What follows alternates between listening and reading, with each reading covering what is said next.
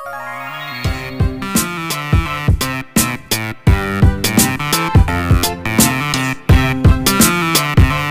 عليكم ورحمة الله وبركاته. أهلا بكل طلبة وطالبات الصف الرابع الابتدائي، معكم مس إيناس عبد الله. احنا لسه في المحور الأول الوحدة الأولى، والنهاردة إن شاء الله هنشرح مع بعض الدرس السادس بعنوان الأعياد القومية في محافظتنا وشعاراتها. من العنوان كده عايزين نفسر يعني ايه محافظة، ويعني ايه عيد قومي، ويعني ايه شعار المحافظة. طبعا احنا خدنا قبل كده في الدروس السابقة معنى المحافظة. المحافظة هي مساحة من الأرض تضم مجموعة من المراكز أو الأحياء، ولكل محافظة حدود إدارية تفصلها عن المحافظات المجاورة. تاني، المحافظة هي مساحة من الأرض تضم مجموعة من المراكز أو الأحياء. طيب يعني ايه عيد قومي؟ العيد القومي يا ولاد للمحافظة هو يوم بتختاره المحافظة بتحتفل بيه كل عام، وطبعا اليوم ده بيكون مرتبط بحدث تاريخي أو ذكرى مهمة مرت بها المحافظة. تمام؟ يبقى العيد القومي هو يوم بتختاره المحافظة، بيكون اليوم ده مرتبط بحدث تاريخي أو ذكرى مهمة مرت بها هذه المحافظة. طيب احنا كده تعرفنا على معنى المحافظة وكمان معنى العيد القومي للمحافظة، اللي هو طبعا يوم بتختاره المحافظة بيكون مرتبط بحدث معين. طيب انا بقى دلوقتي عايزة اعرف يعني ايه شعار المحافظة. شعار المحافظة يا ولاد هو رمز بتختاره كل محافظة لها. الرمز ده بيعبر عن نشاط سكانها او جزء من تاريخها. تمام؟ يبقى الشعار هو راية تتخذها المحافظة رمزا لها ويعبر عن نشاط سكانها او جزء من تاريخها. طيب سؤال، كم عدد محافظات مصر؟ عدد محافظات مصر 27 محافظة. يبقى احنا عندنا 27 شعار، لكل محافظة تختار لها شعار يكون رمزا لها. تمام؟ يبقى عندي كام شعار؟ 27 شعار. لكم محافظة؟ ل27 محافظة. يلا بقى تعالوا كده نشوف كيف تحتفل محافظتك بعيدها القومي، وما الأعلام أو الشعارات التي ترفع في هذه الاحتفالات. العيد القومي للمحافظة يا ولاد لكل محافظة من محافظة مصر 27 عيد قومي خاص بها. يرتبط العيد القومي للمحافظة بحدث تاريخي أو ذكرى مهمة مرت بها هذه المحافظة. طيب إيه هي مظاهر الاحتفال بالعيد القومي للمحافظة؟ تقوم كل محافظة خلال الاحتفال بالعيد القومي بعدة أشياء، منها 1. تزيين وتجميل الميادين والشوارع. 2. رفع علم مصر وشعار المحافظة فوق المباني الحكومية. 3. إقامة المهرجانات والاحتفالات والمسابقات. 4. يقوم المحافظ بافتتاح عددا من المشروعات لخدمة أبناء المحافظة. يبقى نقول كمان من مظاهر الاحتفال بالعيد القومي للمحافظة تزيين وتجميل الميادين والشوارع، رفع علم مصر وشعار المحافظة فوق المباني الحكومية. أي مبنى حكومي بتلاقي مرفوع عليه علم مصر وكمان شعار المحافظة في ذلك اليوم. برضو عندي إقامة المهرجانات والاحتفالات والمسابقات في العيد القومي للمحافظة. وأخيرا بيقوم المحافظ بافتتاح عددا من المشروعات لخدمة أبناء المحافظة. طبعا يا سنة رابعة اللي تابعني الحلقة اللي فاتت اتعرف معانا على شكل علم مصر ومدلول الرموز والألوان الموجودة في علم مصر. أما الحلقة دي إن شاء الله هنتعرف على بقى شكل شعار المحافظة ومدلول الألوان والرموز في شعار المحافظة. طبعا احنا عرفنا خلاص إن عدد محافظات جمهورية مصر العربية 27 محافظة. يا ترى أنت بتنتمي لأي محافظة؟ ويا ترى شكل شعار المحافظة بتاعتك عامل إزاي؟ تعالوا نشوف دلوقتي. هعرض لكم بعض الأمثلة لأشكال شعارات المحافظات في جمهورية مصر العربية. ركز بقى معايا عشان نشوف مع بعض ازاي هنقدر نحلل ونفسر الرموز والألوان والأشكال الموجودة على كل شعار تابع لكل محافظة. أولا محافظة القاهرة. محافظة القاهرة دي يا ولاد هي محافظة بتضم مدينة واحدة فقط، وهي مدينة القاهرة. وطبعا مدينة القاهرة هي عاصمة جمهورية مصر العربية. ولو رجعنا بالذاكرة يا ولاد كده لأكتر من 1000 سنة هنلاقي إن مدينة القاهرة أصلا ما كانش لها وجود، ما كانتش موجودة. طيب مين اللي بنى مدينة القاهرة؟ أول من وضع حجر أساس لبناء مدينة القاهرة هو القائد جوهر الصقلي. عشان كده اليوم دوت كان عيد قومي لمدينة القاهرة. تمام؟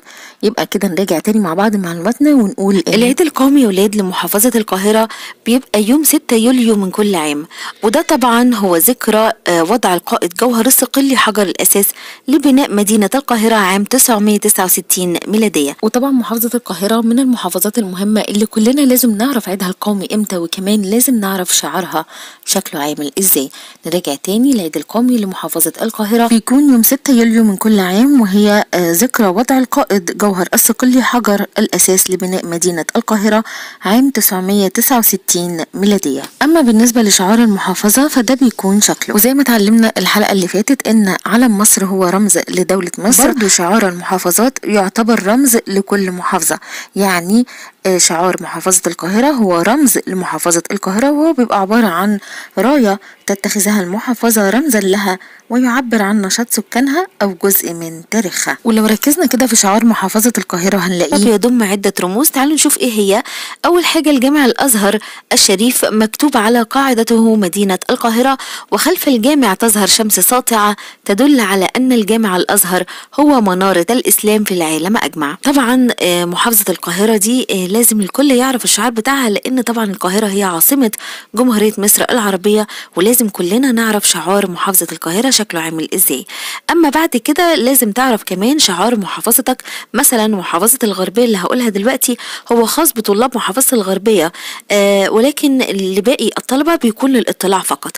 فمثلا احنا شايفين ادي محافظة الغربية، العيد القومي للمحافظة يوم 7 أكتوبر من كل عام، ذكرى صمود أهالي الغربية ضد الحملة الفرنسية. الشعار بيضم عدة رموز، هو ترس ذهبي بداخله مئذنة وقبة مسجد.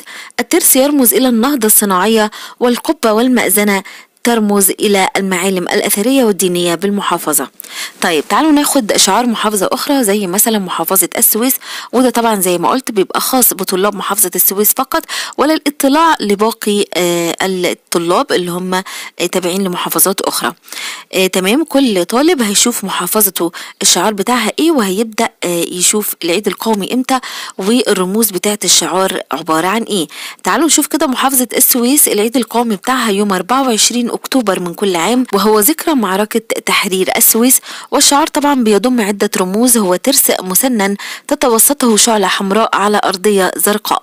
الترس يرمز إلى الصناعات المختلفة، والأرضية الزرقاء لأنها مدينة ساحلية، والشعلة تدل على الصناعات البترولية. وننتقل للتعرف على شعار محافظة أخرى، وزي ما قلت ونبهت إن شعار كل محافظة بيبقى خاص بطلابها فقط. يعني مثلا أنا اخترت دلوقتي محافظة القليوبية، اللي أنا هقوله دلوقتي ده خاص بطلاب محافظة القليوبية، ولكن لباقي الطلاب بيكون للاطلاع فقط.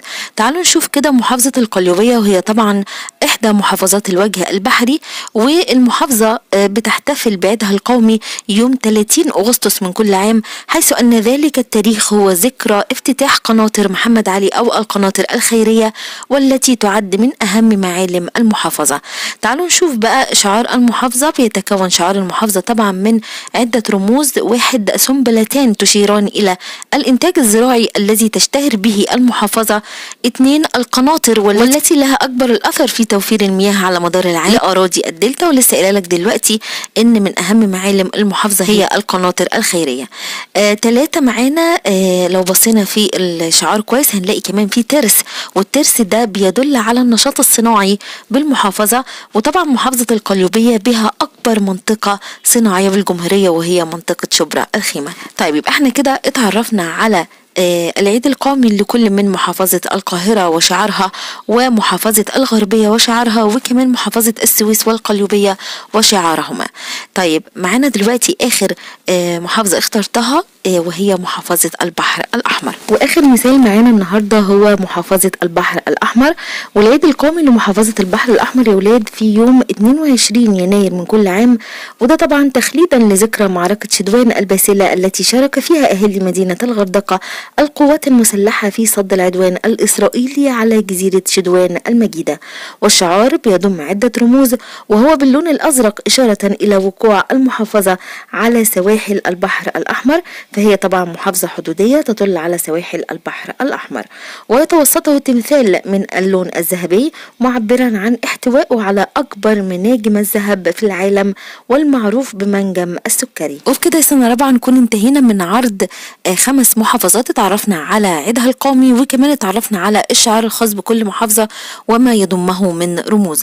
طيب انت بقى دلوقتي مطلوب منك ايه؟ انت المطلوب منك دلوقتي انك تعرف كويس جدا محافظة القاهرة وعيدها القومي والشعار بتاعها ورموزه، بالإضافة إلى العيد القومي لمحافظتك وشعار المحافظة التي تنتمي إليها. تمام. أما باقي المحافظات فبيكونوا للاطلاع فقط. طيب فلنفرض ان انت محافظتك من ضمن المحافظات اللي ما ذكرناهاش النهارده، مثلا الاسكندريه، الوادي الجديد، البحيره، شمال سيناء، اي محافظه تانية بقى ما قلناهاش النهارده، وانت كمان مش عارف شعار المحافظه بتاعتك ايه ولا عارف عيدها القومي ايه، فحضرتك هتدخل على جوجل وهتعمل سيرش وهتعرف العيد القومي للمحافظه بتاعتك ايه، ولازم تعرفه كويس جدا وتحفظه وتعرف الشعار بتاع محافظتك كويس جدا. وبكده نكون انتهينا النهارده من حلقتنا. اتمنى اكون قدرت اوصل كل المعلومات ببساطه لكل طلابي حبايبي طلاب الصف الرابع الابتدائي. استودعكم في رعايه الله، والسلام عليكم ورحمه الله وبركاته.